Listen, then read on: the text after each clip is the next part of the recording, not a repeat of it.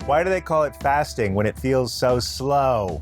They should call it slowing. Shalom, Seeker. I'm here to tell you about a nice Jewish day called Yom Kippur. Yom Kippur means the Day of Atonement. It is the final day of a 10-day period of tshuva, or introspection and repentance, that starts on Rosh Hashanah. As we discussed before, on Rosh Hashanah, a book is opened that has in it transcribed whether you're going to have a good year or a bad year, and on Yom Kippur, that book is sealed. It's our responsibility during those 10 days to examine our deeds of the prior year, examine ways in which we'd like to improve ourselves in the coming year, reach out to make amends to people that we need to make amends with, forgive people who seek forgiveness from us, and just let some old grudges go. That's probably both the hardest and the easiest way to kind of cleanse your consciousness for the coming year. And when it comes to tshuva, Yom Kippur is the big game. It's known not only as a day of atonement, but also a day of affliction. We are required to fast, not just from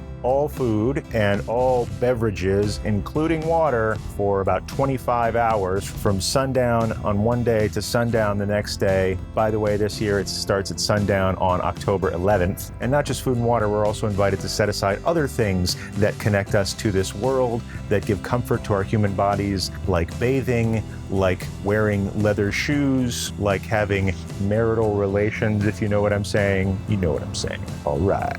And the purpose of all this affliction is to get our minds out of our human state and focus on our spiritual state. We can focus the whole day on praying and on focusing on our conscience, on focusing on our deeds, on asking God for forgiveness, on asking people for forgiveness. Like I said, this is like the tshuva Super Bowl. And at the end of 25 hours of fasting and not eating or drinking water or having sex or taking a bath, wearing leather shoes, putting on perfume, and focus praying and focus singing those prayers in a community full of people, I promise you get to this heightened state of spiritual awareness, this possibility for connecting with God, connecting with your best self, and setting that intention on being a better person and having a better attitude, feeling better about who you are, feeling better about people in your community, just feeling better in the coming year.